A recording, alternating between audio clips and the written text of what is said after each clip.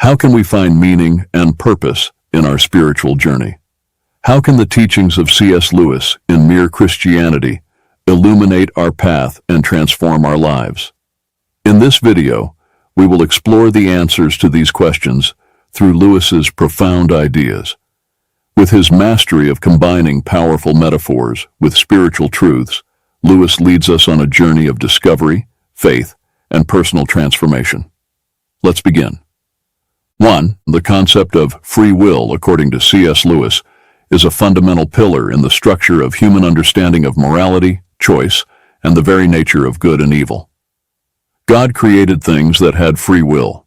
That means creatures which can go wrong or right, reflects Lewis, delving into the complexities that accompany the gift of freedom. This notion highlights the intrinsic duality of free will, the ability to choose good with all its virtues and joys, or to veer off the path of error, opening doors to suffering and injustice. Lewis advances with a provocative perspective. If a thing is free to be good, it's also free to be bad. Here, freedom is seen not just as a faculty of choice, but as an internal battleground, where each decision reflects not just a momentary preference, but an echo of the soul resonating through the fabric of the universe. This freedom, though perilous, is considered by Lewis as essential for the existence of any love, goodness, or joy worth having. The choice to confer free will upon creatures, despite the inherent risks, is presented by Lewis as a divine decision grounded in the pursuit of a creation capable of genuine love and authentic communion. A world of automatons, of creatures that worked like machines, would hardly be worth creating, argues Lewis, highlighting a vision where true joy and meaning emerge not from programmed obedience, but from a free and voluntary choice. This viewpoint underscores the conviction that the capacity to choose wrongly is inseparable from the ability to truly love and find authentic joy. 2. In the passage on whether Jesus is Lord, C.S. Lewis directly confronts one of the central dilemmas of Christianity with a clarity that defies indifference. He begins by attempting to cut through a common misconception, the willingness to acknowledge Jesus as a great moral teacher, but not to accept his claims of divinity. Lewis insists that this position is untenable, arguing that Jesus' own declarations about himself force a decisive choice. A man who was merely a man and said the sort of things Jesus said would not be a great moral teacher. He would either be a lunatic, on the level of a man who says he is a poached egg, or else he would be the devil of hell. With this statement, Lewis not only challenges neutrality towards Jesus, but also highlights the seriousness of his claims. If Jesus were not who he claimed to be, then his instructions would lose all moral merit, relegating his claims to either delusion or malevolence. The choice proposed by Lewis is stark and inescapable. Either this man was and is the Son of God, or else a madman or something worse. This trilemma, Lord, lunatic, or something worse, leaves no room for a moderate or uncommitted appreciation of Jesus. It is a summons to confront the reality of his claims and the profound implications they have for faith and life. Lewis vehemently rejects the idea of treating Jesus as a mere ethical educator, criticizing such a view as condescending absurdity. He argues that Jesus did not leave open this possibility, not intending to be remembered merely as a moral leader. Jesus' instructions and actions, intertwined with his claims of divinity, demand a deeper and more personal response. This challenge leads to a reflection on the nature of belief and the seriousness with which we approach the central claims of the Christian faith.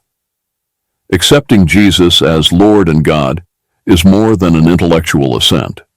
It is an act of faith that redefines the orientation of our lives, recognizing his authority and the truth of his mission and teachings. If you're enjoying this content, consider subscribing to the channel for more updates and videos. 3. Lewis's intellectual journey leads us to confront the paradox of the existence of evil and injustice in a world created by a just God. My argument against God was that the universe seemed so cruel and unjust. But how had I got this idea of just and unjust? This initial inquiry challenges the notion of moral relativism and points to the existence of an absolute standard of justice, suggesting that our ability to identify evil implies the existence of objective good. Lewis continues, questioning the basis of his own critique of the universe. A man does not call a line crooked unless he has some idea of a straight line. What was I comparing this universe with when I called it unjust? Here he touches upon a crucial point, the innate awareness of justice and righteousness that transcends personal subjectivity, suggesting an origin beyond mere social construction or adaptive evolution. Considering the possibility of abandoning his notion of justice as merely personal, Lewis realizes a collapse in his argument against the existence of God. But if I went on to say that the world was really unjust, then my argument against God collapsed too, for the argument depended on saying that the world was really unjust, not simply that it did not happen to please my fancies. This reflection reveals the inconsistency of denying God's existence, based on the perception of injustice, because such perception presupposes a standard of justice that, in turn, points to a transcendental origin. Lewis's conclusion is a testament to the human quest for meaning and order amidst the apparent chaos of the universe. Thus, in the very act of trying to prove that God did not exist, in other words, that the whole of reality was senseless, I found I was forced to assume that one part of reality, namely my idea of justice, was full of sense. This insight illuminates the contradiction of asserting a senseless universe while clamoring for justice and righteousness. 4. Lewis begins his reflection with a revealing comparison. God made us, invented us as a man invents an engine. This analogy invites us to consider the intentionality behind our creation, suggesting that, just as a machine is designed to function with a specific type of fuel, we were created to find our source of energy, our purpose, and sustenance in God. Continuing with the metaphor, Lewis states, a car is made to run on petrol, and it would not run properly on anything else. Here, petrol represents more than just physical fuel. It symbolizes the spiritual essence that is necessary for the human engine to operate at its full capacity. This comparison vividly illustrates the idea that attempting to find satisfaction or purpose outside of this divine source is as futile as expecting a car to function without proper fuel. Deepening the analogy, Lewis clarifies, God designed the human machine to run on himself. He himself is the fuel our spirits were designed to burn, or the food our spirits were designed to feed on. There is no other. This statement underscores the exclusivity of the relationship between the Creator and the creature, emphasizing that true fulfillment and joy can only be found in intimate communion with God. Lewis then addresses a common misconception, highlighting that it is futile to ask God for happiness and peace in our own way, ignoring the religious dimension. That is why it is no good asking God to make us happy in our own way, without bothering about religion. This observation leads us to reflect on the nature of true happiness, which transcends temporary pleasures and the superficial solutions we often seek. 5. Life, as imagined by Lewis, is a vast corridor filled with doors, each representing a spiritual path or belief. The corridor is a place for waiting, a place from which to try the various doors, not a place to live. This analogy underscores the transitory nature of the spiritual quest, where the comfort of indecision or reluctance to commit to a path is seen not as solutions but as temporary and unsatisfactory postures. Lewis acknowledges the diversity of human experience in this quest, noting that some people may find they have to wait in the corridor for a considerable time, while others almost immediately feel which door they must knock on. This variation reflects the complexity of individual spiritual journeys and the patience required in seeking clarity and conviction. However, he reassures, suggesting that any waiting is part of the divine plan. But I am sure that God doesn't keep anyone waiting unless he sees that it is good for him to wait. The waiting in the corridor, though necessary, is not an end in itself. When you do get into your room, you will find that the long wait has done you some kind of good, which you would not have had otherwise. This promise suggests that periods of uncertainty and active seeking are enriching, shaping us in ways we do not fully understand until we find our door. Lewis's guidance for this waiting is active and intentional. You must regard it as waiting, not as camping. This implies a diligent search for truth, a commitment to pray for light, and the practice of universal precepts that unite all seekers of truth, regardless of the specific door they eventually knock on. 6. Lewis begins with a sharp observation about the correspondence between desire and satisfaction in human experience. Creatures are not born with desires unless satisfaction for those desires exists.